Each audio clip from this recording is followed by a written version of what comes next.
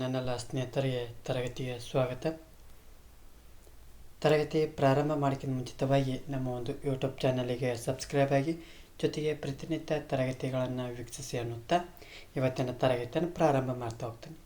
ಏನು ಇವತ್ತಿನ ತರಗತಿ ವಿಶೇಷವಾದ ತರಗತಿ ಏನಪ್ಪ ಅಂದ್ರೆ ಭಾರತೀಯ ರಾಷ್ಟ್ರೀಯ ಕಾಂಗ್ರೆಸ್ ಬಗ್ಗೆ ಈ ಒಂದು ತರಗತಿಯೊಳಗೆ ಸಂಪೂರ್ಣವಾಗಿ ಏನು ಮಾಡ್ತಾವನ್ನ ಚರ್ಚೆಯನ್ನು ಮಾಡ್ತಾವೆ. ಈ ಭಾರತೀಯ ರಾಷ್ಟ್ರೀಯ ಕಾಂಗ್ರೆಸ್ ಇನ್ನೊಂದು ಕರಿತಾರೆ, INC ಅಂತ ಕರಿತಾ ಹೋಗ್ತಾರೆ, ಇಂಡಿಯನ್ ನ್ಯಾಷನಲ್ ಕಾಂಗ್ರೆಸ್ ಅಂತಂದು ಕರಿತಾ ಹೋಗ್ತಾರೆ. ಇದರ ಬಗ್ಗೆ ಸಂಪೂರ್ಣವಾಗಿ ಏನು ಮಾಡ್ತಾ ಹೋಗೋಣ ಚರ್ಚೆಯನ್ನು ಮಾಡ್ತಾ ಹೋಗೋಣ. ಏನು ರಾಮ್ ಮೋಹನ್ ರಾಯರ್ ಅಂತಂದರೆ ಯಾರು ಗೊತ್ತಾ? ರಾಜಾ ರಾಮ್ ಮೋಹನ್ ರಾಯ್ ಅವ್ರಿಗೊಂದು ಏನದು ರಾಜ ಅನ್ನೋದು ಒಂದು ಬಿರುದು ಕೊಟ್ಟಿರ್ತಾರೆ. ಯಾರಪ್ಪ ಅಂದ್ರೆ ಮೊಘಲ್ ಸಾಮ್ರಾಜ್ಯದ ಅರಸನಾದಂಥ ಬಾಷಾ ಏನು ಮಾಡ್ತಾ ರಾಜಾ ರಾಮ್ ಮೋಹನ್ ರಾಯರಿಗೆ ರಾಜ ಅನ್ನೋದು ಒಂದು ಬಿರುದನ್ನು ಕೊಟ್ಟಿರ್ತಾರೆ. ಹಾಗಾಗಿ ಅವ್ರ ಮೂಲ ಹೆಸರು ರಾಮ್ ಮೋಹನ್ ರಾಯರಾಗಿರ್ತಾರೆ. ಅವರ ಒಂದು ರಾಜ ಅನ್ನೋದು ಬಿರುದು ಇರಲಿ.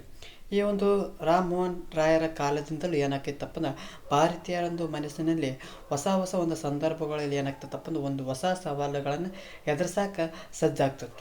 ಈ ಒಂದು ನಿಟ್ಟಿನೊಳಗೆ ಏನು ಮಾಡ್ತಾ ಹೋಗ್ತಾರೆ, ದೇಶದ ಅತ್ಯಂತ ಹಲವಾರು ಸಂಘ ಸಂಸ್ಥೆಗಳು ಏನು ಮಾಡ್ತಾ ಹೋಗ್ತಾವೆ, ಹುಟ್ಟುಕೊಳ್ತಾ ಹೋಗ್ತಾವೆ.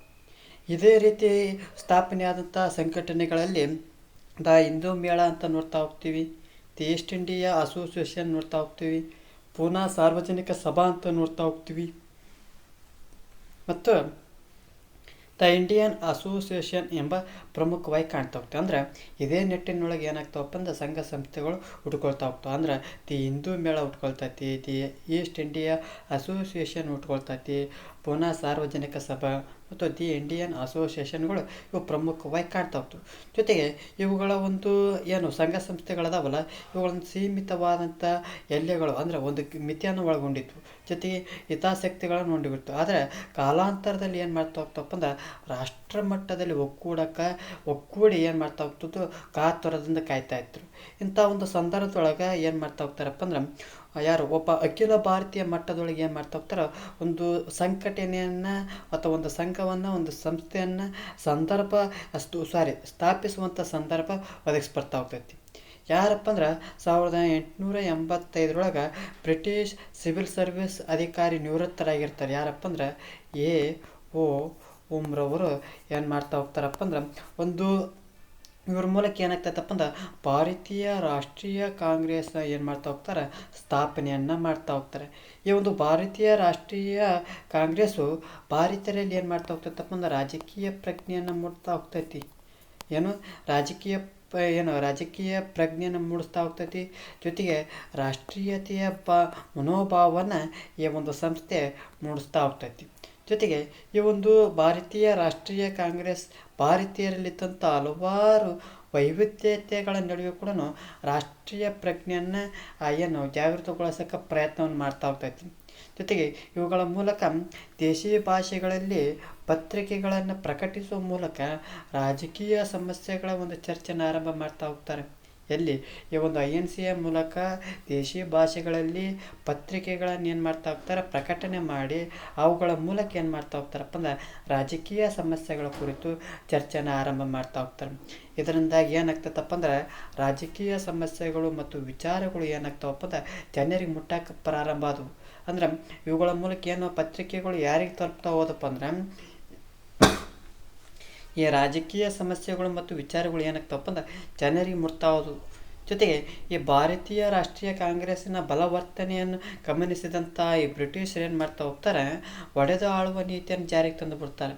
ಯಾಕಪ್ಪ ಅಂದ್ರೆ ಆ ಒಂದು INCಯ ಮೂಲಕ ಏನು ಮಾಡ್ತಾ ಹೋಗ್ತಾರೆ, ರಾಜಕೀಯ ಸಮಸ್ಯೆಗಳನ್ನ ಏನು ಮಾಡ್ತಾ ಹೋಗ್ತಾರೆ, ಅವುಗಳೊಂದು ವಿಚಾರಗಳನ್ನು ರಾಜಕೀಯ ಸಮಸ್ಯೆಗಳನ್ನು ಸಾಮಾನ್ಯ ಜನರಿಗೆ ಮುಟ್ಟಿಸ್ತಾ ಹೋದರು. ಇದನ್ನು ಗಮನಿಸಿದಂಥ ಈ ಬ್ರಿಟಿಷರು ಏನು ಮಾಡ್ತಾ ಹೋಗ್ತಾರೆ, ಒಡೆದು ಆಳುವ ನೀತಿಯನ್ನು ಜಾರಿಗೆ ತರ್ತಾ ಹೋಗ್ತಾರೆ. ಅದ್ರ ಜೊತೆಗೆ ಹಿಂದೂ ಮುಸ್ಲಿಮರನ್ನು ಬೇರ್ಪಡಿಸ್ತಾ ಹೋಗ್ತಾರೆ. ಉದಾಹರಣೆ ಹೇಳೋದಾದ್ರೆ 1905 ಲಾರ್ಡ್ ಕರ್ಜನ್ ಏನು ಮಾಡ್ತಾ ಹೋಗ್ತಾನೆ, ಬಂಗಾಳ ಪ್ರಾಂತ್ಯವನ್ನು ಪೂರ್ವ ಬಂಗಾಳ ಮತ್ತು ಪಶ್ಚಿಮ ಬಂಗಾಳ ಅಂತಂದು ವರ್ಗೀಕರಣವನ್ನು ಭಾಗ ಮಾಡ್ತಾ ಹೋಗ್ತಾನೆ. ಹಿಂದೂಗಳಿಗೆ ಪ್ರತ್ಯೇಕ, ಮುಸ್ಲಿಮರಿಗೆ ಪ್ರತ್ಯೇಕ ಅವ್ನು ಹೇಳ್ತಾನೆ, ಆಡಳಿತ ದೃಷ್ಟಿಯಿಂದ ಹೇಳ್ತಾನೆ. ಅದರ ಹಿನ್ನೆಲೆ ನೋಡಿದಪ್ಪ ಅಂದ್ರೆ ಒಡೆದು ಆಳುವ ನೀತಿ ಮತ್ತು ಹಿಂದೂ ಮುಸ್ಲಿಮರನ್ನು ಬೇರ್ಪಡಿಸುವಂಥ ಪ್ರಯತ್ನವನ್ನು ಯಾರು ಮಾಡ್ತಾರಪ್ಪ ಅಂದ್ರೆ ಲಾರ್ಡ್ ಕರ್ಜನ್ ಮಾಡ್ತಾ ಹೋಗ್ತಾನೆ. ಜೊತೆಗೆ ಈ ಒಂದು ಐ ಎನ್ ಸಿಯು ರಾಷ್ಟ್ರೀಯ ಒಂದು ವಿಚಾರಗಳಿಗೆ ಸಂಬಂಧಪಟ್ಟಂತೆ ರಚನಾತ್ಮಕವಾದಂಥ ಕಾರ್ಯತಂತ್ರಗಳನ್ನು ರೂಪಣೆ ಮಾಡ್ತಾ ಹೋಗ್ತೈತಿ. ಅಂದರೆ ಕೇವಲ ಈ ಒಂದು ರಾಜಕೀಯ ಸಮಸ್ಯೆಗಳ ಕುರಿತು ಚರ್ಚೆ ಮಾಡೋಂಗಿಲ್ಲ, ರಾಷ್ಟ್ರೀಯ ಒಂದು ವಿಚಾರಗಳಿಗೆ ಸಂಬಂಧಪಟ್ಟಂತೆ ರಚನಾತ್ಮಕವಾದಂಥ ಕಾರ್ಯತಂತ್ರಗಳನ್ನು ಯಾವುದು ರೂಪಿಸ್ತೈತೆ ಅಂದರೆ ಈ ಐ ಎನ್ ಸಿ ರೂಪಿಸ್ತಾ ಹೋಗ್ತೈತಿ. ಜೊತೆಗೆ ಈ ಒಂದು ಐ ಎನ್ ಸಿ 19ನೆಯ ಶತಮಾನದ ಒಂದು ಕೊನೆಯ ಭಾಗದಲ್ಲಿ ಈ ಭಾರತೀಯ ರಾಷ್ಟ್ರೀಯ ಕಾಂಗ್ರೆಸ್ನಲ್ಲಿ ಭಿನ್ನಮತ ಉಂಟುಕೊಳ್ತಾ ಹೋಗ್ತೈತಿ. ಯಾವಾಗಪ್ಪ ಅಂದ್ರೆ 19ನೆಯ ಶತಮಾನದ ಒಂದು ಕೊನೆಯ ಭಾಗದೊಳಗೆ ಭಾರತೀಯ ರಾಷ್ಟ್ರೀಯ ಕಾಂಗ್ರೆಸ್ನಲ್ಲಿ ಏನಾಗ್ತೈತಪ್ಪ ಅಂದ್ರೆ ಒಂದು ಬಿರುಕು ಕಾಣಿಸ್ತಾ ಹೋಗ್ತೈತಿ. ಯಾಕಪ್ಪ ಅಂದ್ರೆ ಕಾರ್ಯತಂತ್ರ, ನಂಬಿಕೆಗಳು, ಹೋರಾಟದ ಮಾದರಿಂದಾಗಿ ಈ ಮಂದಗಾಮಿಗಳು ಮತ್ತು ತಿರುವುವಾದಿಗಳು ಏನಾಗ್ತಾ ಹೋಗ್ತಾರೆ ಅಲ್ಲಿ ಒಂದು ಉದ್ಭವ ಆಗ್ತೈತಿ. ಅಂದರೆ ಈ ಕಾರ್ಯತಂತ್ರದ ಮೇಲಾಗಿರ್ಬೋದು, ನಂಬಿಕೆಗಳ ಮೇಲಾಗಿರ್ಬೋದು, ಹೋರಾಟದ ಮೇಲಾಗಿರ್ಬೋದು, ಇವುಗಳ ಮೂಲಕ ಏನಾಗ್ತಾರಪ್ಪ ಅಂದ್ರೆ ಮಂದಗಾಮಿಗಳು ಮತ್ತು ತೀವ್ರಗಾಮಿಗಳು ಏನಾಗ್ತಾ ಹೋಗ್ತಾರೆ ಎರಡು ಪಂಗಡಗಳು ಅಥವಾ ಗುರುತಿಸ್ಕೊಳ್ತಾ ಹೋಗ್ತಾರೆ ಈ ಒಂದು 19ನೇ ಶತಮಾನದ ಒಂದು ಕೊನೆಯ ಭಾಗದೊಳಗೆ. ಹಾಗಾದರೆ ಈ ಒಂದು ಭಾರತೀಯ ರಾಷ್ಟ್ರೀಯ ಕಾಂಗ್ರೆಸ್ಸು ಇಲ್ಲಿವರೆಗೆ ಏನು ಚರ್ಚೆ ಮಾಡಿದಲ್ಲ, ಯಾರು ಸ್ಥಾಪನೆ ಮಾಡ್ಯಾರಪ್ಪ ಅಂದ್ರೆ AOUM ಅಂದರೆ ಏನು ಸಿವಿಲ್ ಸರ್ವಿಸ್ ನಿವೃತ್ತ ಅಧಿಕಾರಿ ಆಗಿರ್ತಾರೆ. ಅವರು ಯಾವಾಗ ಸ್ಥಾಪನೆ ಮಾಡ್ತಾರೆ 1885. ಪರೀಕ್ಷಾ ದೃಷ್ಟಿಯಿಂದ ನೋಡೋದಾದ್ರೆ ಐ ಎನ್ ಸಿಯ ಒಂದು ಪ್ರಮುಖ ಅಧಿವೇಶನಗಳನ್ನು ಕೇಳ್ತಾ ಹೋಗ್ತಾರೆ. ಇಲ್ಲಿವರೆಗೂ ಅಧಿವೇಶನಗಳು ನಡೆದಿರ್ತಾವಲ್ಲ, ಆ ಅಧಿವೇಶನಗಳ ಪೈಕಿ ಏನು ಮಾಡ್ತಾ ಹೋಗ್ತಾರೆ ಕೇಳ್ತಾ ಹೋಗ್ತಾರೆ. ಮೊದಲನೇದಾಗಿ ನೋಡ್ತಾ ಹೋಗೋಣ. ಮೊದಲನೇ ಒಂದು ಅಧಿವೇಶನ 1885 ಮೊದಲನೇ ಅಧಿವೇಶನ ಡಿಸೆಂಬರ್ 28ರಿಂದ 30ರವರೆಗೆ ಏನಾಗ್ತೈತಿ ನಡೀತಾ ಹೋಗ್ತೈತಿ. ಇಲ್ಲಿ ಎಲ್ಲಿ ನಡೀತೈತಪ್ಪ ಅಂದ್ರೆ ತೇಜಪಾಲ ಗೋಕುಲದಾಸ ಸಂಸ್ಕೃತ ಕಾಲೇಜ್ ಬಾಂಬೆಯೊಳಗೆ ನಡೀತಾ ಹೋಗ್ತೈತಿ. ಇದರ ಒಂದು ಅಧ್ಯಕ್ಷತೆಯನ್ನು ಯಾರು ವಹಿಸ್ಕೊಂಡಿದ್ದಪ್ಪ ಅಂದ್ರೆ ಉಮೇಶ್ ಚಂದ್ರ ಬ್ಯಾನರ್ಜಿ ಅವರು ಅಧ್ಯಕ್ಷತೆಯನ್ನು ವಹಿಸ್ಕೊಂಡಿರ್ತಾರೆ. ಜೊತೆಗೆ 72 ಜನ ಪ್ರತಿನಿಧಿಗಳು ಈ ಒಂದು ಐ ಎನ್ ಸಿಯಲ್ಲಿ ಭಾಗವಹಿಸ್ತಾ ಹೋಗ್ತಾರೆ ಇಲ್ಲಿ ಮೊದಲಿನ ಒಂದು ಅಧಿವೇಶನದೊಳಗೆ. ಜೊತೆಗೆ ಇದರಲ್ಲಿ ಪ್ರಮುಖವಾಗಿ ನೋಡೋದಾದಪ್ಪ ಅಂದ್ರೆ ಮೊದಲನೇ ಒಂದು ಅಧಿವೇಶನದೊಳಗೆ ಪ್ರಮುಖರಾಗಿ ಯಾರ್ಯಾರು ಕಾಣ್ತಾ ಹೋಗ್ತಾವಪ್ಪ ಅಂದ್ರೆ ಫಿರೋಜ್ ಶಾ ಮೆಹ್ತಾವನ್ನು ನೋಡ್ತಾ ಹೋಗ್ತೇವೆ, ದಾದಾಬಾಯಿ ನವರೋಜಿ, ಕೇಟೆ ದೇವಾಂಕರ್, ದಿನಶಾ ವಾಜ್, ಬದ್ರುದ್ದೀನ್ ತ್ಯಾಬ್ಜಿ ಇಲ್ಲಿ ಪ್ರಮುಖವಾಗಿ ಕಾಣ್ತವೆ. ಅದೇ ರೀತಿ ಕನ್ನಡಿಗರನ್ನು ನೋಡೋದಾದ್ರೆ ಅಂದ್ರೆ ಮೊದಲನೇ ಒಂದು ಅಧಿವೇಶನದೊಳಗೆ ಕನ್ನಡಿಗರು ಏನಾದರೂ ಪಾಲ್ಗೊಂಡಿದ್ರ ಅಂತ ಕೇಳ್ಬೋದಾದ್ರೆ ಖಂಡಿತವಾಗಿಯೂ ಮೊದಲನೇ ಒಂದು ಅಧಿವೇಶನದೊಳಗೆ ಕನ್ನಡಿಗರು ಕೂಡ ಏನು ಮಾಡಿದ್ರು ಪಾಲ್ಗೊಂಡಿದ್ರು. ಅದರಲ್ಲಿ ಯಾರ್ಯಾರು ಅಂತ ನೋಡೋದಾದ್ರೆ ನಾರಾಯಣ ಚಂದಾವರ್ಕರ್ ಮಂಗಳೂರಿನವರು, ಕೋಲಾಚಲಂ ವೆಂಕಟರಾವ್ ಬಳ್ಳಾರಿಯವರು, ಶ್ರೀನಿವಾಸ ಕೌಜಲಗಿ ವಿಜಯಪುರದವರು, ಪಾಲಾಚಾರ್ಯ ಬೆಳಗಾವಿದವರು. ಇವರು ನಾಲ್ಕು ಪ್ರಮುಖ ಕನ್ನಡಿಗರು ಈ ಮೊದಲನೇ ಒಂದು ಅಧಿವೇಶನದೊಳಗೆ ಭಾಗವಹಿಸಿರೋದು ಕಂಡು ಬರ್ತಾ ಹೋಗ್ತೈತಿ. ಹಾಗಾದ್ರೆ ಈ ಮೊದಲನೇ ಅಧಿವೇಶನದೊಳಗೆ ಏನೆಲ್ಲ ಚರ್ಚೆ ಮಾಡಿದ್ರು ಸರ ನೋಡೋದಾದ್ರೆ ಈ ಒಂದು ಪ್ರಮುಖ ನಿರ್ಣಯಗಳು ಏನೇನು ಕೈಗೊಳ್ತಾರಪ್ಪ ಅಂದ್ರೆ ಬ್ರಿಟನ್ ಒಳಗೆ ಏನು ಮಾಡ್ತಾ ಹೋಗ್ತಾರೆ, ಇಂಡಿಯಾ ಎಂಬ ಪತ್ರಿಕೆಯನ್ನು ಹೊರಡಿಸ್ತಾ ಹೋಗ್ತಾರೆ. ಎಲ್ಲಿ ಭಾರತದೊಳಗಲ್ಲ, ಬ್ರಿಟನ್ ದೇಶದೊಳಗೆ ಇಂಡಿಯಾ ಎಂಬ ಪತ್ರಿಕೆಯನ್ನು ಹೊರಡಿಸ್ತಾ ಹೋಗ್ತಾರೆ. ಜೊತೆಗೆ ಪ್ರತಿ ವರ್ಷ ಒಂದು ಸ್ಥಳದಲ್ಲಿ ಕಾಂಗ್ರೆಸ್ ಅಧಿವೇಶನವನ್ನು ನಡೆಸ್ತಾ ಹೋಗ್ತಾರೆ. ಅಂದ್ರೆ ಪ್ರತಿ ವರ್ಷ ಕೂಡ ಒಂದೊಂದು ಸ್ಥಳದಲ್ಲಿ ಏನು ಮಾಡ್ತಾ ಹೋಗ್ತಾರೆ ಕಾಂಗ್ರೆಸ್ ಅಧಿವೇಶನವನ್ನು ನಡೆಸ್ತಾ ಹೋಗ್ತಾರೆ. ಜೊತೆಗೆ 25 ಪೈಸೆ ವಂತಿಕೆ ಪಡೆದು ಕಾಂಗ್ರೆಸ್ನ ಒಂದು ಸದಸ್ಯತ್ವ ಅಭಿಯಾನ ಪ್ರಾರಂಭ. ಎಷ್ಟು 25 ಪೈಸೆ ವಂತಿಕೆ ಪಡೆದು ಏನು ಮಾಡ್ಬೋದು, ಆ ಕಾಂಗ್ರೆಸ್ಸಿನ ಒಂದು ಸದಸ್ಯತ್ವವನ್ನು ಪಡಿಬೋದು. ಜೊತೆ ಆ ಕಾಂಗ್ರೆಸ್ಸಿನ ಸದಸ್ಯತ್ವದ ಒಂದು ಅಭಿಯಾನವನ್ನು ಏನು ಮಾಡ್ತಾ ಹೋಗ್ತಾರೆ, ಆರಂಭವನ್ನು ಮಾಡ್ತಾ ಹೋಗ್ತಾರೆ.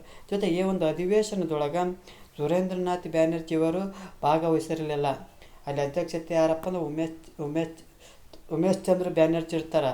ಆದರೆ ಇಲ್ಲಿ ಈ ಒಂದು ಅಧಿವೇಶನದೊಳಗೆ ಸುರೇಂದ್ರನಾಥ್ ಬ್ಯಾನರ್ಜಿ ಭಾಗವಹಿಸಿರಂಗಿಲ್ಲ. ಇದು ಮೊದಲನೇ ಒಂದು ಅಧಿವೇಶನದ ಆಗ್ತಾ ಹೋಗ್ತೈತಿ. ಎರಡನೇ ನೋಡ್ತಾ ಹೋಗೋಣ. 1886 ಒಳಗೆ ನಡೀತಾ ಹೋಗ್ತೈತಿ. ಎಷ್ಟು ಎರಡನೇ ಅಧಿವೇಶನ 1886 ಎಲ್ಲಿ ನಡೀತೈತಪ್ಪ ಅಂದ್ರೆ ಕಲ್ಕತ್ತಾದಲ್ಲಿ ನಡೀತಾ ಹೋಗ್ತೈತಿ. ಇದರ ಅಧ್ಯಕ್ಷತೆ ಯಾರಪ್ಪ ಅಂದ್ರೆ ದಾದಾಬಾಯಿ ನವರೋಜಿ. ಯಾರು ಇವರು? ದಾದಾಬಾಯಿ ನವರೋಜಿ. ಇವರು ಇದೊಂದು ಯಾಕೆ ವಿಶೇಷ ಆಗ್ತದಪ್ಪ ಅಂದ್ರೆ ಪಾರ್ಸಿ ವ್ಯಕ್ತಿಯ ಅಂದ್ರೆ ಮೊದಲ ಪಾರ್ಸಿ ವ್ಯಕ್ತಿ ಯಾರಪ್ಪ ಅಂದ್ರೆ ದಾದಾಬಾಯಿ ನವರೋಜಿ ಅವರು ಈ ಐ ಎನ್ ಸಿಯ ಅಧ್ಯಕ್ಷತೆಯನ್ನು ವಹಿಸ್ಕೊಂಡಿರ್ತಾರೆ. ಮತ್ತು ಮುಂದುವರೆದು ನೋಡೋದಾದ್ರೆ ಈ 1887 ಎಲ್ಲಿ ನಡೀತೈತಪ್ಪ ಒಂದು ಮದ್ರಾಸ್ದೊಳಗೆ ನಡೀತಾ ಹೋಗ್ತೈತಿ. ಇದರ ಒಂದು ಅಧ್ಯಕ್ಷತೆ ಬದ್ರುದ್ದೀನ್ ತ್ಯಾಬ್ಜಿಯನ್ನು ನೋಡ್ತಾ ಹೋಗ್ತೀವಿ. ಯಾಕೆ ಈ ಒಂದು ಅಧಿವೇಶನ ಮುಖ್ಯ ಆಗ್ತೈತಪ್ಪ ಅಂದ್ರೆ ಮೊದಲ ಮುಸ್ಲಿಂ ವ್ಯಕ್ತಿಯಾಗಿರ್ತಾರೆ. 1886 ಒಳಗೆ ಕಲ್ಕತ್ತಾದಲ್ಲಿ ನಡೆದಂಥ ಮೊದಲ ಪರ್ಷಿಯ ವ್ಯಕ್ತಿ ಯಾರಪ್ಪ ಅಂದ್ರೆ ಯಾರು ದಾದಾಬಾಯಿ ನವರೋಜಿ ಆಗಿರ್ತಾರೆ. ಅದೇ ರೀತಿ 1887 ಮದ್ರಾಸ್ನಲ್ಲಿ ನಡೀತಾ ಹೋಗ್ತೈತಿ. ಅದರ ಅಧ್ಯಕ್ಷತೆಯನ್ನು ಯಾರು ವಹಿಸ್ಕೊಂಡಿರ್ತಾರೆ? ಬದ್ರುದ್ದೀನ್ ತ್ಯಾಬ್ಜಿಯವರು ವಹಿಸ್ಕೊಂಡಿರ್ತಾರೆ. ಅವ್ರು ವಿಶೇಷತೆ ಯಾಕಂದ್ರೆ ಮೊದಲ ಒಂದು ಮುಸ್ಲಿಂ ವ್ಯಕ್ತಿ ಇವರಾಗಿರೋದು ಕಂಡು ಬರ್ತಾ ಹೋಗ್ತೈತಿ. ಮತ್ತು 1888 ನಡೀತಾ ಹೋಗ್ತೈತೆ. ಅದು ಅಲಹಾಬಾದ್ನಲ್ಲಿ ನಡೀತಾ ಹೋಗ್ತೈತಿ. ಇದರ ಒಂದು ಅಧ್ಯಕ್ಷತೆ ಯಾರಾಗಿರ್ತಾರಪ್ಪ ಅಂದ್ರೆ ಜಾರ್ಜ್ ವುಲೆ ಆಗಿರ್ತಾರೆ. ಈ ಜಾರ್ಜ್ ವುಲೆ ಯಾರಪ್ಪ ಅಂದ್ರೆ ಈತ ಒಬ್ಬ ಮೊದಲ ಬ್ರಿಟಿಷ್ ವ್ಯಕ್ತಿ ಆಗಿರ್ತಾನೆ. ಈ ಒಂದು ಅಧಿವೇಶನದೊಳಗೆ ಏನು ವಿಶೇಷತೆ ಅಪ್ಪ ಅಂದ್ರೆ ಮೊದಲ ಬ್ರಿಟಿಷ್ ವ್ಯಕ್ತಿ ಆಗಿರ್ತಾನೆ. ಯಾರಪ್ಪ? ಜಾರ್ಜ್ ವುಲೆ. ಮತ್ತು ಮುಂದುವರೆದು ನೋಡ್ತಾ ಹೋಗೋಣ. 1889 ಎಲ್ಲಿ ನಡೀತೈತಪ್ಪ ಅಂದ್ರೆ ಕಾಂಗ್ರೆಸ್ ಅಧಿವೇಶನ ಬಾಂಬೆಯಲ್ಲಿ ನಡೀತಾ ಹೋಗ್ತೈತಿ. ಜೊತೆಗೆ ಇದರ ಒಂದು ಅಧ್ಯಕ್ಷತೆಯನ್ನು ವಿಲಿಯಂ ವೆಡರ್ಬರ್ನ್ ಅವರ ಅಧ್ಯಕ್ಷತೆಯನ್ನು ವಹಿಸಿರ್ತಾರೆ. ಇದರ ಒಂದು ವಿಶೇಷತೆ ಏನಪ್ಪ ಅಂದರೆ ಎರಡನೇ ಬ್ರಿಟಿಷ್ ವ್ಯಕ್ತಿ ಆಗಿರ್ತಾರೆ. ಮೊದಲನೇ ಬ್ರಿಟಿಷ್ ವ್ಯಕ್ತಿ ಯಾರಪ್ಪ ಅಂದ್ರೆ ಜಾರ್ಜ್ ವುಲೆ ಆಗಿರ್ತಾರೆ. ಎರಡನೇ ಬ್ರಿಟಿಷ್ ವ್ಯಕ್ತಿ ಯಾರಪ್ಪ ಅಂದ್ರೆ ವಿಲಿಯಂ ವೆಡರ್ಬರ್ನ್ ಅವರು ಆಗಿರೋದು ಕಂಡು ಬರ್ತಾ ಹೋಗ್ತೈತಿ. ಮತ್ತು ಮುಂದುವರೆದು ನೋಡ್ತಾ ಹೋಗೋಣ. 1896 ಕಲ್ಕತ್ತಾದಲ್ಲಿ ನಡೀತಾ ಹೋಗ್ತೈತಿ. ಇದರ ಒಂದು ಅಧ್ಯಕ್ಷತೆಯನ್ನು ರೆಹಮತ್ ಅಲಿ ಅವರು ವಹಿಸ್ಕೊಂಡಿರ್ತಾರೆ. ಯಾರು? ರೆಹಮತ್ ಅಲಿ. ಯಾಕೆ ಈ ಒಂದು ಅಧಿವೇಶನ ವಿಶೇಷವಾಗಿ ಗಮನಿಸ್ತಾ ನೋಡೋದಾದಪ್ಪ ಅಂದರೆ ಈ ಒಂದು ಅಧಿವೇಶನದೊಳಗೆ ಒಂದೇ ಮಾತರಂ ಗೀತೆಯನ್ನು ಆಡ್ತಾ ಹೋಗ್ತಾರೆ. ಯಾವ ಒಂದು ಅಧಿವೇಶನದೊಳಗೆ ಒಂದೇ ಮಾತರಂ ಗೀತೆ ಆಡ್ತಾ ಹೋಗ್ತಾರಪ್ಪ ಅಂದ್ರೆ ರೆಹಮತ್ ಅಲಿ ಅಧ್ಯಕ್ಷತೆಯಲ್ಲಿ 1896 ಒಂದೇ ಮಾತರಂ ಗೀತೆಯನ್ನು ಏನು ಮಾಡ್ತಾ ಹೋಗ್ತಾರೆ? ಆಡ್ತಾ ಹೋಗ್ತಾರೆ. ನಂತರದಲ್ಲಿ ನೋಡ್ತಾ ಹೋಗ್ತೇವೆ 1900 ಲಾಹೋರ್ನಲ್ಲಿ ನಡೀತಾ ಹೋಗ್ತೈತಿ. ಲಾಹೋರ್ ಎಲ್ಲೈತಿ? ಪಾಕಿಸ್ತಾನದ ಒಳಗೈತಿ. ಪ್ರಸ್ತುತ ಪಾಕಿಸ್ತಾನದೊಳಗೈತಿ. ಈ ಒಂದು 1900 ಏನು ನಡೀತೈತಪ್ಪ ಲಾಹೋರ್ನೊಳಗೆ ನಡೀತಾ ಹೋಗ್ತೈತಿ. ಇದರ ಒಂದು ಅಧ್ಯಕ್ಷತೆ ಯಾರಾಗಿರ್ತಪ್ಪ? ನಾರಾಯಣ್ ಚಂದ್ರಾವರ್ಕರ್. ಇವರು ಮಂಗಳೂರಿನವರಾಗಿರ್ತಾರೆ. ಯಾರು? ಈ ನಾರಾಯಣ್ ಚಂದ್ರಾವರ್ಕರ್ ಯಾರಪ್ಪ ಅಂದ್ರೆ ಮಂಗಳೂರಿನವರಾಗಿರ್ತಾರೆ. ಯಾಕೆ ಒಂದು ಅಧಿವೇಶನ ವಿಶೇಷತೆ ಆಗ್ತೈತಪ್ಪ ಅಂದ್ರೆ ಇವರು ಮೊದಲ ಕನ್ನಡಿಗರಾಗ್ತಾ ಹೋಗ್ತಾರೆ. ಕನ್ನಡದ ಮೊದಲ ವ್ಯಕ್ತಿ ಯಾರಪ್ಪ ಅಂದ್ರೆ ಈ ಒಂದು INCಯ ಅಧ್ಯಕ್ಷತೆಯನ್ನು ವಹಿಸ್ಕೊಳ್ತಾರಪ್ಪ ಅಂದ್ರೆ 1900 ಲಾಹೋರ್ನಲ್ಲಿ ನಡೆದಂಥ ಒಂದು INCಯ ಅಧ್ಯಕ್ಷತೆ ಯಾರು ವಹಿಸ್ಕೊಂಡಿರ್ತಪ್ಪ? ನಾರಾಯಣ ಚಂದ್ರಾವರ್ಕರ್ ಅವರು ಅಧ್ಯಕ್ಷತೆಯನ್ನು ವಹಿಸ್ಕೊಂಡಿರ್ತಾರೆ. ಮತ್ತು ಮುಂದುವರೆದು ನೋಡೋದಾದ್ರೆ 1905 ಬನಾರಸ್ನೊಳಗೆ ನಡೀತಾ ಹೋಗ್ತೈತಿ. ಈ ಬನಾರಸ್ನ ಅಧ್ಯಕ್ಷತೆ ಯಾರು ವಹಿಸ್ಕೊಂಡಿರ್ತಾರಪ್ಪ ಅಂದ್ರೆ GK ಗೋಖಲೆಯವರು ಅಧ್ಯಕ್ಷತೆಯನ್ನು ವಹಿಸ್ಕೊಂಡಿರ್ತಾರೆ. ಯಾಕೆ ಈ ಒಂದು ಅಧಿವೇಶನ ವಿಶೇಷತೆ ಪಡಿತಾವಂದ್ರೆ ಈ ಅಧಿವೇಶನದಲ್ಲಿ ಮೊದಲ ಬಾರಿ ಗೋಖಲೆಯವರು ಏನು ಮಾಡ್ತಾ ಹೋಗ್ತಾರೆ? ಸರ್ವೆಂಟ್ಸ್ ಆಫ್ ಇಂಡಿಯಾ ಸೊಸೈಟಿ ಕುರಿತು ಒಂದು ಘೋಷಣೆಯನ್ನು ಹೊರಡಿಸ್ತಾ ಹೋಗ್ತಾರೆ. ಏನು? ಸರ್ವೆಂಟ್ಸ್ ಆಫ್ ಇಂಡಿಯಾ ಸೊಸೈಟಿಯ ಕುರಿತು ಒಂದು ಏನು ಮಾಡ್ತಾ ಹೋಗ್ತಾರೆ? ಘೋಷಣೆಯನ್ನು ಹೊರಡಿಸ್ತಾ ಹೋಗ್ತಾರೆ. ಯಾರು? GK ಗೋಖಲೆಯವರು. ಮತ್ತು ಮುಂದುವರೆದು ನೋಡ್ತಾ ಹೋಗ್ತೀವಿ. 1906 ಎಲ್ಲಿ ನಡೀತೈತಪ್ಪ ಅಂದ್ರೆ ಕಲ್ಕತ್ತಾದಲ್ಲಿ ನಡೀತಾ ಹೋಗ್ತೈತಿ. ಮತ್ತು ಇದರ ಒಂದು ಅಧ್ಯಕ್ಷತೆಯನ್ನು ಯಾರು ವಹಿಸ್ಕೊಂಡಿರ್ತಾರೆ? ದಾದಾಬಾಯಿ ನವರೋಜಿ ಅವರನ್ನು ವಹಿಸ್ಕೊಂಡಿರ್ತಾರೆ. ಈ ಒಂದು ಅಧಿವೇಶನದ ವಿಶೇಷತೆ ಏನಪ್ಪ ಅಂದ್ರೆ ಮೊದಲ ಬಾರಿಗೆ ಸ್ವರಾಜ್ಯ ಪದದ ಅರ್ಥ ನೀಡ್ತಾ ಹೋಗ್ತಾರೆ. ಅಂದ್ರೆ ಸ್ವರಾಜ್ಯ ಪದದ ಅರ್ಥ ಮತ್ತು ಅಥವಾ ಕಲ್ಪನೆಯನ್ನು ಯಾರು ನೀಡ್ತಾ ಹೋಗ್ತಾರಪ್ಪ ಅಂದ್ರೆ ದಾದಾಬಾಯಿ ನವರೋಜಿ ಅವರು ನೀಡ್ತಾ ಹೋಗ್ತಾರೆ. ಯಾವಾಗ? 1906 ಕಲ್ಕತ್ತಾದಲ್ಲಿ ನಡೆದಂಥ ಅಧಿವೇಶನದೊಳಗೆ. ಜೊತೆಗೆ ಮತ್ತೆ ಮುಂದುವರೆದು ನೋಡ್ತಾ ಹೋಗೋಣ. 1908 ಬಾಂಬೆಯಲ್ಲಿ ನಡೀತಾ ಹೋಗ್ತೈತಿ. ಈ ಒಂದು ಅಧಿವೇಶನದಲ್ಲಿ ಯಾರು ಅಧ್ಯಕ್ಷತೆ ಆಗಿರ್ತಾರಪ್ಪ ಅಂದ್ರೆ ರಾಸ್ ಬಿಹಾರಿ ಬೋಸ್ರವರು ಅಧ್ಯಕ್ಷತೆಯನ್ನು ವಹಿಸಿರ್ತಾರೆ. ಈ ಒಂದು ಅಧಿವೇಶನ ವಿಶೇಷತೆ ಏನಪ್ಪ ಅಂದ್ರೆ GK ಗೋಖಲೆಯವರು ರಚನೆ ಮಾಡಿದಂಥ ಈ ಕಾಂಗ್ರೆಸ್ ಸಂವಿಧಾನವನ್ನು ಅಂಗೀಕಾರ ಮಾಡ್ತಾ ಹೋಗ್ತಾರೆ. ಏನು? ಸರ್ವೆಂಟ್ಸ್ ಆಫ್ ಇಂಡಿಯಾ ಸೊಸೈಟಿಯ ಏನು ಘೋಷಣೆಯನ್ನು ಮಾಡ್ತಾ ಹೋಗ್ತಾರೆ ಅದರ ಕುರಿತಾದಂಥ ಏನು ರಚನೆ ಮಾಡಿದಂಥ ಆ ಕಾಂಗ್ರೆಸ್ ಸಂವಿಧಾನವನ್ನು ಏನು ಮಾಡ್ತಾ ಹೋಗ್ತಾರೆ? ಅಂಗೀಕಾರ ಮಾಡ್ತಾವೆ. ಯಾರ ಅಧ್ಯಕ್ಷತೆಯಲ್ಲಿ? ರಾಸ್ ಬಿಹಾರಿ ಬೋಸ್ರವರ ಒಂದು ಅಧ್ಯಕ್ಷತೆಯಲ್ಲಿ ನೋಡ್ತಾ ಹೋಗ್ತೀವಿ. ಮತ್ತು 1911 ಕಲ್ಕತ್ತಾದಲ್ಲಿ ನಡೀತಾ ಹೋಗ್ತೈತಿ. ಅದರ ಅಧ್ಯಕ್ಷರು PN ದಾರ್ ಅವರಾಗಿರ್ತಾರೆ.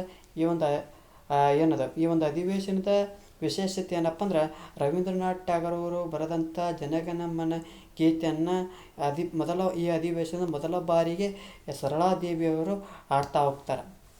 ಎಲ್ಲಿ? 1911 ಕಲ್ಕತ್ತಾದಲ್ಲಿ ನಡೆದಂಥ PN ದಾರ್ ಅಧ್ಯಕ್ಷತೆಯಲ್ಲಿ ರವೀಂದ್ರನಾಥ್ ಟ್ಯಾಗೋರ್ ಅವರು ಬರೆದಂಥ ಜನಗಣಮನ ಗೀತೆಯನ್ನು ಅಧಿವೇಶನದೊಳಗೆ ಸರಳಾದೇವಿಯವರು ಏನು ಮಾಡ್ತಾ ಹೋಗ್ತಾರೆ? ಮೊದಲ ಬಾರಿಗೆ ಆಡ್ತಾ ಹೋಗ್ತಾರೆ. ಯಾವ ಅಧಿವೇಶನ? 1911 ಅಧಿವೇಶನ. ತದನಂತರದಲ್ಲಿ 1917ರಲ್ಲಿ ಏನು ನಡೀತೈತಪ್ಪ ಕಲ್ಕತ್ತಾದಲ್ಲಿ ನಡೀತಾ ಹೋಗ್ತೈತಿ. ಇದರ ಒಂದು ಅಧ್ಯಕ್ಷತೆ ಯಾರು ವಹಿಸಿರ್ತಾರಪ್ಪ ಅಂದರೆ ಆ್ಯನಿ ಬೆಸೆಂಟ್ ಈ ಒಂದು ಆ್ಯನಿ ಬೆಸೆಂಟ್ ಅವರು ಐರ್ಲೆಂಡ್ ದೇಶದವರು. ಯಾರ ದೇಶದವರು? ಐರ್ಲೆಂಡ್ ದೇಶದವರು.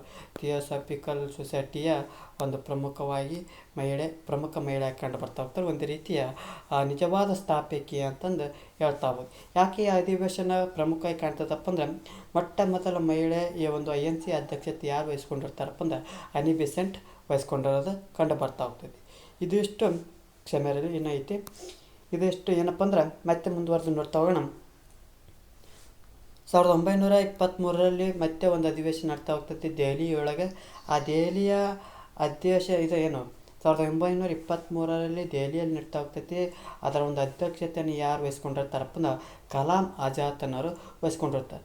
ಯಾಕೆ ಈ ಒಂದು ಅಧಿವೇಶನ ವಿಶೇಷತೆ ಪಡಿತೈತಪ್ಪ ಅಂದ್ರೆ ಅತಿ ಕಿರಿಯ ವ್ಯಕ್ತಿ ಯಾರು ವಹಿಸ್ಕೊಂಡಿರ್ತಾರಪ್ಪ ಅಂದ್ರೆ ಕಲಾಂ ಆಜಾದ್ರವರು ವಹಿಸ್ಕೊಂಡಿರ್ತಾರೆ. ಯಾಕಪ್ಪ ಅಂದರೆ ಅತಿ ಕಿರಿಯ ವಯಸ್ಸಿನಲ್ಲಿ ಈ INC ಅಧ್ಯಕ್ಷತೆ ಯಾರು ವಹಿಸ್ಕೊಂಡಿರ್ತಾರಪ್ಪ ಅಂದ್ರೆ ಕಲಾಂ ಆಜಾದ್ ಅವರು ವಹಿಸ್ಕೊಂಡಿರ್ತಾ ಹೋಗ್ತಾರೆ. ಜೊತೆ ವಿಶೇಷವಾಗಿ ನಮ್ಮ ಒಂದು ಸ್ಟೇಟ್ ಲೆವೆಲ್ ಎಕ್ಸಾಮ್ನೊಳಗೆ ನೋಡೋದಾದ 1924 ಎಲ್ಲಿ ಅಧಿವೇಶನ ನಡೀತೈತಪ್ಪ ಅಂದ್ರೆ ಬೆಳಗಾವಿಯೊಳಗೆ ನಡೀತಾ ಹೋಗ್ತದೆ. ಎಲ್ಲಿ? ಕರ್ನಾಟಕದ ಬೆಳಗಾವಿ ಜಿಲ್ಲೆಯೊಳಗೆ ಅಥವಾ ಬೆಳಗಾವಿಯಲ್ಲಿ ನಡೀತಾ ಹೋಗ್ತದೆ. ಇದರ ಒಂದು ಅಧಿವೇಶನ ಯಾರು ವಹಿಸ್ಕೊಂಡಿರ್ತಪ್ಪ? ಮಹಾತ್ಮ ಗಾಂಧೀಜಿ.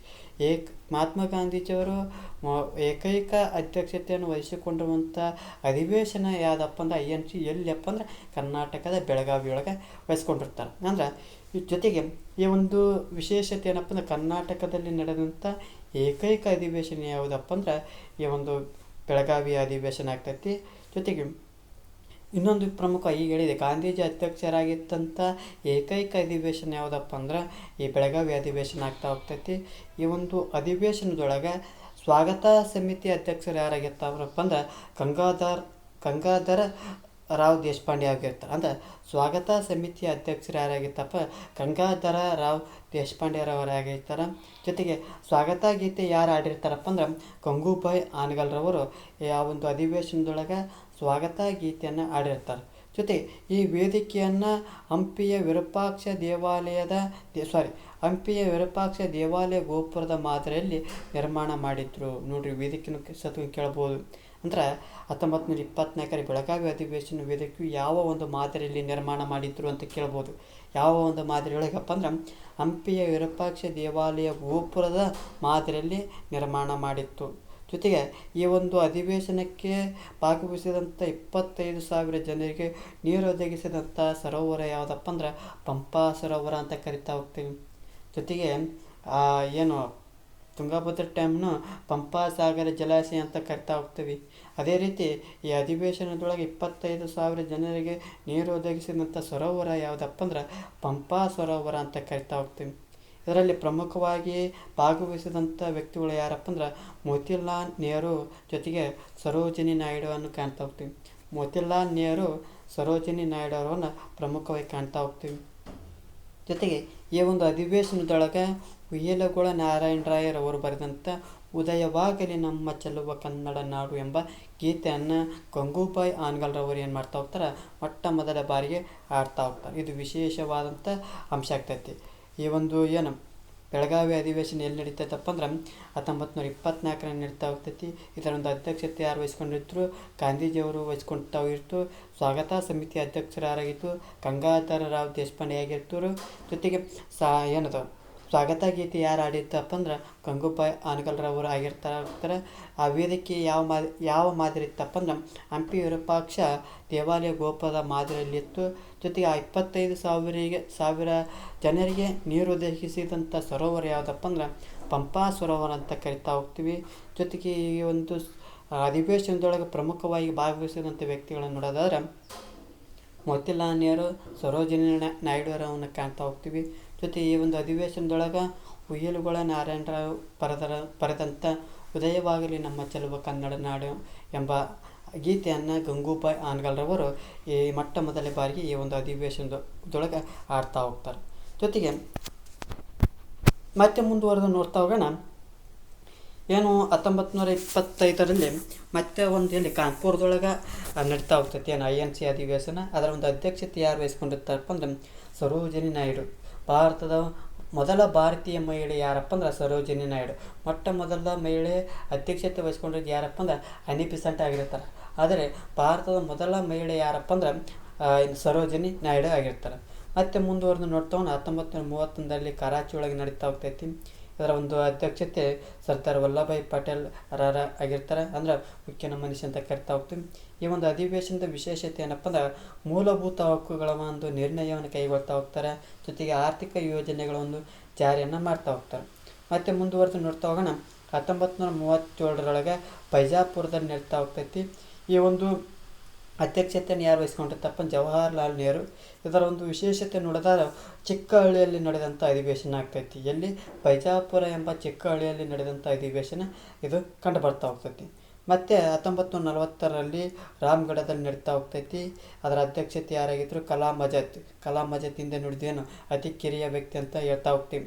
ಜೊತೆ ಇದರ ಒಂದು ವಿಶೇಷತೆ ನೋಡೋದಾರ ಈ ಒಂದು ಅಧಿವೇಶನದ ನಂತರ ಬ್ರಿಟಿಷರು ಏನು ಮಾಡ್ತಾ ಹೋಗ್ತಾರೆ, ಕಾಂಗ್ರೆಸ್ಸನ್ನು ಬಹಿಷ್ಕೃತ ಸಂಸ್ಥೆ ಎಂದು ಘೋಷಣೆಯನ್ನು ಮಾಡ್ತಾ ಹೋಗ್ತಾರೆ. ಬಹಿಷ್ಕೃತ ಒಂದು ಸಂಸ್ಥೆ. ಅವಾಗಿ 1941ರಿಂದ 45 ಮಟ್ಟನ ಇದರ ಒಂದು ಅಧಿವೇಶನ ಕಂಡು ಬರೋಂಗಿಲ್ಲ. ಯಾಕಪ್ಪ ಅಂದರೆ ಬ್ರಿಟಿಷರು ಕಾಂಗ್ರೆಸ್ಸನ್ನು ಏನು ಮಾಡ್ತಾ ಹೋಗ್ತಾರೆ, ಬಹಿಷ್ಕೃತ ಸಂಸ್ಥೆ ಅಂತಂದು ಕರಿತಾ ಹೋಗ್ತಾರೆ. ನಂತರದಲ್ಲಿ 1946ರೊಳಗೆ ಮೆರತ್ನಲ್ಲಿ ನಡೀತಾ ಹೋಗ್ತೈತಿ. ಈ ಮೆರತ್ನಲ್ಲಿ ನಡೆದಂಥ ಅಧ್ಯಕ್ಷತೆಯನ್ನು ಯಾರು ವಹಿಸ್ಕೊಂಡಿರ್ತಾರಪ್ಪ ಅಂದರೆ JP ಕೃಪಲಾನಿ ಅವರು ವಹಿಸ್ಕೊಂಡಿರ್ತಾ ಹೋಗ್ತಾರೆ. ಇದರ ಒಂದು ವಿಶೇಷತೆ ನೋಡೋದಾದ್ರೆ ಸ್ವತಂತ್ರ ಭಾರತದ ಅಧ್ಯಕ್ಷೆ ಅಂತ ಕರಿತಾ ಹೋಗ್ತಾರೆ. ಇಲ್ಲಿ 3 ಮಹಿಳೆಯರು ಕಂಡು ಬರ್ತಾ ಹೋಗ್ತಾರೆ. ಮೊದಲ ಮಹಿಳೆ ಯಾರಪ್ಪ ಅಂದ್ರೆ ಅನಿ ಬೆಸೆಂಟ್ ನೋಡ್ತಾ ಹೋಗ್ತೀವಿ. ಭಾರತೀಯ ಮಹಿಳೆ ಯಾರಪ್ಪ ಅಂದರೆ ಸರೋಜಿನಿ ನಾಯ್ಡು ನೋಡ್ತಾ ಹೋಗ್ತೀವಿ. ಸ್ವತಂತ್ರ ಭಾರತದ ಅಧ್ಯಕ್ಷ ಯಾರಪ್ಪ ಅಂದ್ರೆ JP ಕೃಪಲಾನಿಯವರನ್ನು ಕಾಣ್ತಾ ಹೋಗ್ತೀವಿ. ಇದಿಷ್ಟೇನಪ್ಪ ಅಂದ್ರೆ ಭಾರತೀಯ ರಾಷ್ಟ್ರೀಯ ಕಾಂಗ್ರೆಸ್ ಬಗ್ಗೆ ಮಾಹಿತಿ ಆಗ್ತೈತಿ. ಇದರ ಒಂದು ತರಗತಿ ಎಷ್ಟಾಗಿತ್ತಪ್ಪ ಅಂದರೆ ನಮ್ಮ ಒಂದು ಯೂಟ್ಯೂಬ್ ಚಾನಲ್ಗೆ ಸಬ್ಸ್ಕ್ರೈಬ್ ಆಗಿ. ಜೊತೆಗೆ ಈ ಒಂದು ತರಗತಿ ಎಷ್ಟಾಗಿತ್ತಪ್ಪ ಅಂದ್ರೆ ಲೈಕ್ ಮಾಡಿ, ಇಲ್ಲದಿದ್ದರೆ ಡಿಸ್ಲೈಕ್ ಮಾಡಿ. ಏನಾದರೂ ದೋಷಗಳು ಮತ್ತು ನಿಮ್ಮ ಒಂದು ಅಭಿಪ್ರಾಯಗಳನ್ನು ಕಮೆಂಟ್ ಬಾಕ್ಸ್ನ ಮೂಲಕ ತಿಳಿಸಿ ಅನ್ನುತ್ತಾ ಇವತ್ತಿನ ತರಗತಿಯನ್ನು ಮುಗಿಸ್ತಾ ಇದ್ದೀನಿ. ಎಲ್ಲರಿಗೂ ಧನ್ಯವಾದಗಳು.